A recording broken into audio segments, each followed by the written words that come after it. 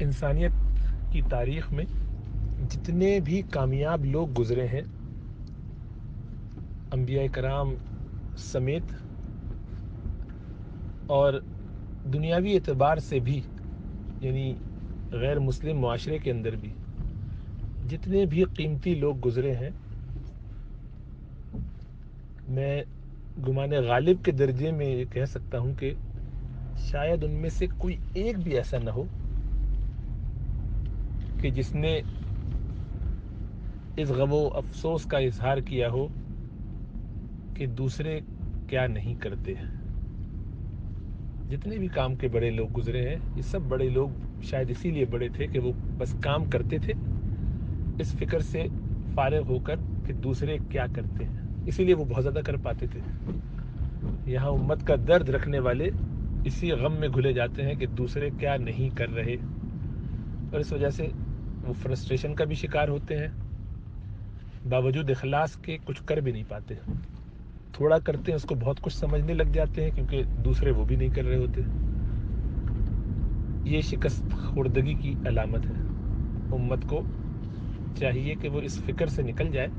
کہ دوسرے کیا نہیں کرتے۔ درد ضرور ہو کیونکہ دوسرے نہیں کر رہے تو اس کے لیے دعا کی جائے، لیکن اس کی وجہ سے فرسٹریٹ یا مایوس نہیں ہو۔ پوری دنیا میں کوئی بھی کچھ نہ کر رہا ہو، ہمیں تو کرنا ہے، اپنا اپنا حصے کا کام کرتے جائیے، ایک شمع جلاتے جائیے۔ اندھیرے کے اوپر شکایت کرنے یا اندھیرے کے بارے میں غم و غصے کا اظہار کرنے یا اس پر ماتم کرنے سے زیادہ بہتر بھی ہے اور کارآمد بھی۔ اللہ سبحانہ و تعالیٰ سمجھ اور شعور عطا فرمائے، اور اس درد کو جو امت کے لیے ہمیں ہے یا اسلام کے لیے ہمیں ہے، مثبت انداز سے استعمال کرنے کی توفیق عطا فرمائے۔ اپنی توانائیوں کو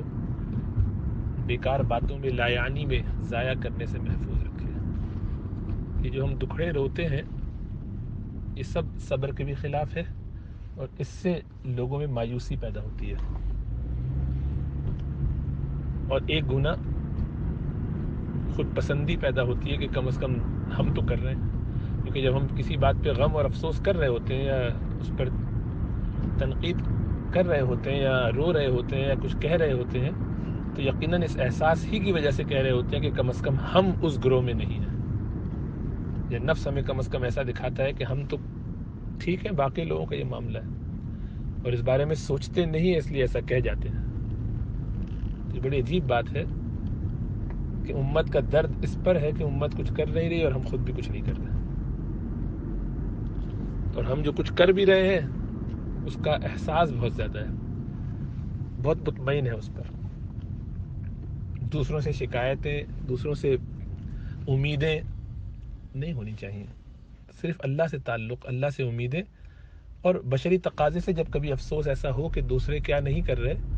تو یہ سوچنا چاہیے کہ وہ یقیناً کچھ اپنے حساب سے کر ہی رہے ہوں گے، مجھے تو اپنے کام سے کام رکھنا ہے۔ جیسے امتحانی پرچے میں لکھتے ہوئے یہ فکر نہیں ہوتی کہ دوسرے پرچہ لکھ رہے ہیں کہ نہیں، یہ سارا وقت اسی غم میں گھلے جا رہا ہو کہ دوسرا کیا کر رہا ہے اور کیا نہیں کر رہا، تو یہ بھی فیل ہوگا، بلکہ یہ زیادہ خطرناک فیل ہوگا، اس لیے کہ اس کو تو معلوم تھا، اس کو جن چیزوں پر افسوس ہو رہا تھا، اس کو احساس ہی نہ ہوا کہ اس کی متاع حیات لوٹی جا رہی ہے۔ اس لیے اپنے آپ کو اس مینٹیلٹی سے نکال لینا چاہیے کہ دوسرے کیا نہیں کر رہے، ان کو کیا کرنا چاہیے، ہمیں کیا کرنا چاہیے، ہم بس وہ کام کرتے چلے جائیں۔